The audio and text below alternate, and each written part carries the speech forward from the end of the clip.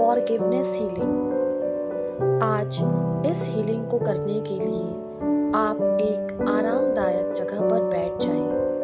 अपनी रीढ़ की हड्डी को सीधा रखें। आप चाहें तो लेट भी सकते हैं और अपना पूरा संपर्क ईश्वर के साथ स्थापित करें। क्या है फॉरगिवनेस हीलिंग? कभी गहराई से ये किसी ने समझने की कोशिश की है? आज इसी पर हम अध्ययन करते हैं। जब हम दिल से किसी को भी कारणवश नुकसान पहुंचाए जाने पर उसको दिल से क्षमा कर देते हैं। कभी भी किसी ने हमें अपने मन, वचन अथवा कर्म से दुख पहुंचाया हो तो उसे दिल से माफ कर देने की प्रक्रिया को ही फॉरगिवनेस कहा जाता है। और जब इस फॉरगिवनेस को हम लगातार एक क्रिया के रूप में, दैनिक क्रिया के रूप में अपनाते हैं तो इसे ही हीलिंग कहा जाता है।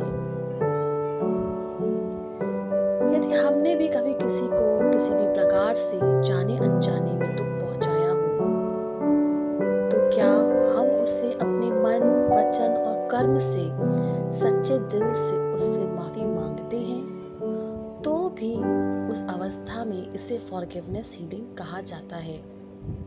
लेकिन यह इतनी आसान प्रक्रिया नहीं है। हम अपने मन में कई प्रकार की बातों को लेकर ब्लॉकेजेस क्रिएट करते हैं और उनसे बाहर नहीं निकल पाते हैं। कई बार हमें दिल से बहुत दुख पहुंचता है। कई बार हम भी जाने अनजाने में किसी को दुख पहुंचा देते हैं और हमें पता भी नहीं चलता है।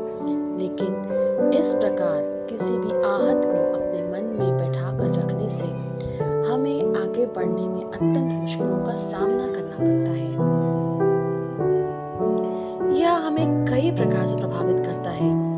कई बार हमारा मन किसी काम में लगता ही नहीं है, ध्यान एकाग्र होता ही नहीं है। कुछ अच्छा करने जाते हैं या किसी अन्य चीज में मन लगाते हैं तो बार बार रुक रुक के ध्यान उसी पर अटक जाता है। अपने करियर को, रिलेशन को आगे नहीं बढ़ा पाते। लेकिन अगर इस बात को हम समझ लेते हैं कि जिसने भी जो भी कुछ हमारे साथ किया है, एक बार या उससे माफी मांग लेने से और माफ कर देने से हमारे मन का बोझ हल्का हो जाता है और हम आगे बढ़ सकते हैं, हमें शांति मिल सकती है। तो सोचिए, क्या ऐसा करना उचित है या नहीं? निश्चय ही। अगर किसी प्रकार से हमारे मन को शांति मिलती है तो वह रास्ता अवश्य अपनाना है हमें। इसके द्वारा हम गुस्सा, बेचैनी, नकारात्मक भावनाओं से अपने मन को आजाद कर देते हैं।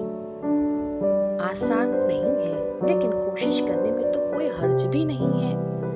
जो व्यक्ति हो सकता है आपको दुनिया में सबसे ज्यादा महत्व देता है या देता था, उसी से आपको ज्यादा दुख मिलने लगे, उससे बचने का बस एक ही उपाय है। आप धीरे धीरे इस प्रक्रिया को करते रहें। आपको बातें याद भी आएंगी, तकलीफ भी पहुंचाएंगी, अनेक प्रकार के भाव मन में आते ही रहेंगे। लेकिन उन भावों के आते रहने के बाद हम अपने मन को किस प्रकार समझाते हैं कि नहीं, अगर हम यहीं अटके रहे तो आगे नहीं बढ़ पाएंगे, उलझे रहे तो कैसे रास्ता हमें मिलेगा। और जीवन के अंत समय में यही बातें अगर हमारे मन में रह गई तो आने वाले दूसरे जन्म में भी इसी बात को लेकर पैदा होंगे। क्योंकि कई बार जब हमारे मन में इस प्रकार की चीजें रह जाती हैं, हमारा मन बहुत बेचैन रहता है, हमें सुकून नहीं मिलता, तो धीरे धीरे इस प्रकार का अभ्यास करने से रास्ता अवश्य मिल जाता है।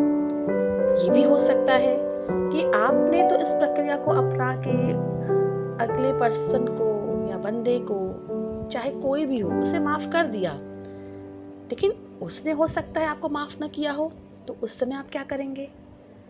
तो भी उस अवस्था में अपनी भावना को आपको शुद्ध रखना है। जब हम खुद भावना शुद्ध रखेंगे और आगे वाले को माफ करते जाएंगे तो उनके अंदर भी यही भावनाएं धीरे धीरे एक बीज से लेकर के बढ़ती चली जाएंगी। और अगर वो आपको माफ नहीं भी करता है तो आप तो अपना ग्राउंड साफ करते जा रहे हो, आप तो अपने आप को एक लेवल ऊपर समझते जा रहे हो। आपको महसूस होगा कि आप एक लेवल और ऊपर चले गए हैं। जब कभी हमें यह समझ में आता है कि हमसे कोई गलती हुई है तो माफी मांगने में भी कोई कदम पीछे नहीं करना चाहिए। कई ऐसे जाने अनजाने में हो सकती हैं गलतियां, अगले से भी हो सकती हैं, तो बातों को अपने हृदय में बना के रखने से आगे बढ़ना तो मुश्किल है। इसके लिए फॉरगेट हीलिंग की जाती है। आपको तो ये भी जानना बहुत जरूरी है कि आप किस बात से दुखी हैं। अगर कोई आपसे किसी भी प्रकार का बर्ताव नकारात्मक रूप से कर रहा है, उसका कारण क्या है? किन चीजों को ठीक करने से ये सब चीजें नॉर्मल होंगी? आपको यह भी ध्यान रखना है कि यह आप अपने लिए कर रहे हैं। यह जानने की कोशिश कीजिए कि दूसरे की खुशी के लिए कर रहे हैं। निश्चित रूप से आप अपने मन को शांत करने के लिए कर रहे हैं। जब हम किसी को माफ करने की प्रक्रिया आरंभ करते हैं तो धीरे धीरे आप और आपका मन दोनों ही शांत होने लगते हैं। हम भी गलतियां कर सकते हैं, तो उन सब गलतियों के लिए अपने आप को बार बार परेशान करने से अच्छा है कि उन गलतियों को अच्छी तरीके से हम समझ लें और उनसे भी माफी का लेना देना करके आगे बढ़ते जाएं। इस प्रक्रिया को आसान बनाने का एक ही उपाय है, इमोशनली हीलिंग करना। यह प्रैक्टिस हमें अपने आप से करनी है, निरंतर अभ्यास करना है। कई बार हम गिरेंगे, लेकिन कोई बात नहीं, फिर भी हमें आगे बढ़ते रहना है, उसी में हमारी जीत सुनिश्चित है। धीरे धीरे अभ्यास करते रहने से हमें बहुत आराम मिल जाता है। कई तरीके की फीलिंग आ सकती है और हीलिंग से हम उसे शांत करके अपने आप को परिवर्तित कर सकते हैं। आप चाहें तो आपके मन में जितनी भी बातें हैं, एक पेपर लेकर के ब्लैक पेन से उन सारी बातों को आप लिख सकते हैं और उसे बाद में